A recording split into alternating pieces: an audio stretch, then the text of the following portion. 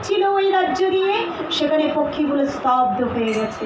কারণ আজকে বৈকুণ্ঠ ধাম থেকে ভগবান এসেছে তার মধুর মূর্তি দর্শন করবার লাগে, যেখানে কীট পতঙ্গ গুল্ম আদি পশু পাখি বৃক্ষ লতা সবার হৃদয়ে বুঝতে পেরেছে ভগবানের আগমনের বার্তা, আর সেখানে মনুষ্য জীব শ্রেষ্ঠ জীব সে বুঝতে পারছে না। পথের ধুলি, যে ধুলিগুলো উড়লে, যে ধুলিকণাগুলো উঠছিল এদিকে ওদিকে, সেই ধুলিকণাগুলো আর উঠছে না। তারা নিস্তব্ধ ভেজা ভেজা হয়ে তারা যেন মলিন হয়ে গেছে, অনেক ভার হয়ে গেছে। কেননা কৃষ্ণ রূপ দর্শনের গায়ে, যে আজকের এই ধরাধামে ভগবানের দর্শন করল, তারা যে ভ্রমরগুলো মধু সংগ্রহ করতে যাচ্ছিল গুনগুন রব দিয়ে, সেই ভ্রমর আজ সেই রব আর নেই। নিতাই গৌর সীতানাথ প্রেমানন্দে হরিবোল। আজকে আমার বাবা এখানে আনন্দিত হয়ে ভালোবেসে আমাদের দুজনকে যে উপহারটা করলো, এই উপহারটা যেন দ্বিগুণ করতে পারে আরো আরো ভক্তদের। নিতাই গৌর সীতানাথ প্রেমানন্দে হরিবোল। তো যে ভ্রমরগুলো গুনগুন গুনগুন রব গাইতে গাইতে, ভ্রমরেরা গুনগুন গুনগুন গান গায় না, গান গাইতে গাইতে যে মধু সংগ্রহ করতে চাইছে, সেই মধু সংগ্রহ করবার পূর্বে যেন শ্রবণ করলেন, বুঝতে পারলেন যে আজকের ভগবান এখানে উপস্থিত হয়েছে, ভক্ত ভগবানের মিলন হয়েছে। তাই এই গুনগুন রবে যদি লীলাভঙ্গ হয়ে যায়, তাই সেই ভ্রমর আর গুনগুন রব গাইছে।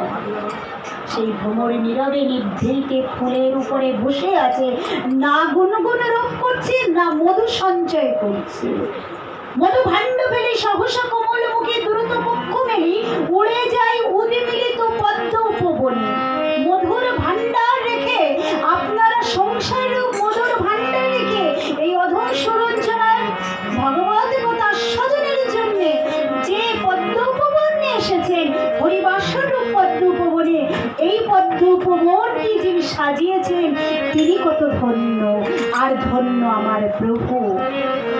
ধন্য সেই ব্যক্তি যেজন আপন হইতে আপনার তরে, যেজন সব কিছু রাখিয়াছে, আপন নিজের সন্ধানে ছুটে আসে আর যায়।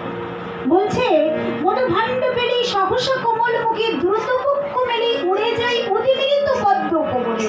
সংসার রূপ সোনার ভাণ্ড আছে আপনাদের, সেখানে সোনা কেন না ছোট্ট কিউট যে সন্তানটা সবে বাপি বাপি বলে ডাকতে শিখেছে, মাম্মা মাম্মা বলে ডাকতে শিখেছে, কত আনন্দের একটা ব্যাপার। ওঠে আপনি আমাকে নিয়ে যাবে না, কত কিউট একটা সংসার, কত সুন্দর মিষ্টি, সেটা শাস্ত্রের সোনার ভাণ্ডারের সাথে তুলনা করছে।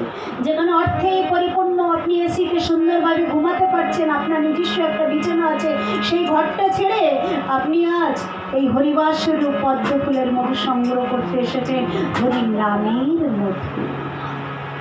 আর এই হরিনামের মধু সংগ্রহ করতে এসে আপনার জীবাত্মা হয়তো কষ্ট পাচ্ছে, কিন্তু পরমাত্মা মহা আনন্দ উপভোগ করছে।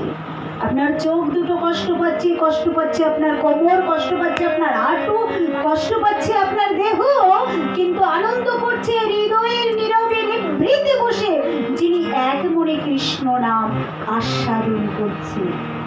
কৃষ্ণ কৃষ্ণ কৃষ্ণ কৃষ্ণ হে কৃষ্ণ কৃষ্ণ কৃষ্ণ হে কৃষ্ণ কৃষ্ণ কৃষ্ণ কৃষ্ণ কৃষ্ণ কৃষ্ণ হে।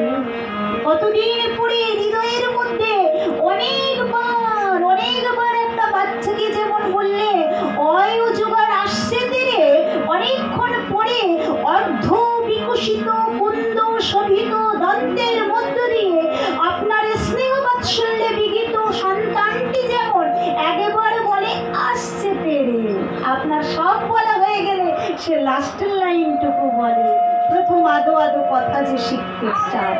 তো ঠিক তদ্রূপ আপনার হৃদয়ে যে বসে আছে সে সদ্য নবজাত, সবে প্রস্ফুটিত হচ্ছে, ঘুমিয়ে আছে শিশুর পিতা সব শিশুরই অন্তরে। সে এখনো জাগেনি। কেন জাগেনি? না আপনি তাকে জাগাননি, তাই আপনার পরমাত্মা জাগেনি। যার নয়তে হয় না তার 90তে হবে না। বয়স আপনার 80 বছর হতে পারে, কিন্তু আপনার পরমাত্মার ভজনের বয়স মাত্র 80 সেকেন্ড হয়েছে। কেন?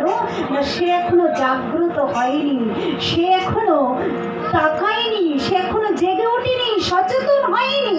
এই বিবেক বৈরাগ্য জ্ঞানকে আমরা উদ্দেশ্য করি না। আমাদের মনটা দিয়েছে ঈশ্বর অনুভব করার জন্য, আমাদের হৃদয়টা দিয়েছে ভালোবাসার জন্য, আমাদের বিবেক বৈরাগ্য দিয়েছে বিচার করার জন্য। আমরা কোনোটাই যদি কাজে না লাগাই, তাহলে উত্তম, অধম আর মধ্যম এই মানুষগুলোর মধ্যে আপনিই বিচার করতে পারবেন এখন আপনি উত্তম ব্যক্তি না মধ্যম ব্যক্তি না অধম ব্যক্তি। বিচার করিয়া মনে ভক্তিরস আস্বাদনে আর মধ্যস্থলে শ্রী ভগবত প্রাণ। আপনি যতই যা করেন না কেন, আপনার পরমাত্মা কিন্তু আনন্দ পেয়েছে। জীবাত্মা হয়তো কষ্ট পেয়েছে, কিন্তু পরমাত্মা আনন্দ পেয়েছে। কেন জানেন? না আপনি হৃদয় থেকে, মন থেকে আজকে ভগবানের নাম দিয়েছে, ঈশ্বরের নাম করেছেন। তাই এই জগৎ সংসারে কি আপনার দিল, কে নিল, কে হিংসা করলো, কে অবজ্ঞা করলো, তোমার হিংসা আমার জয়। হরি বল, হরি বল। নিতাই গৌর সীতানাথ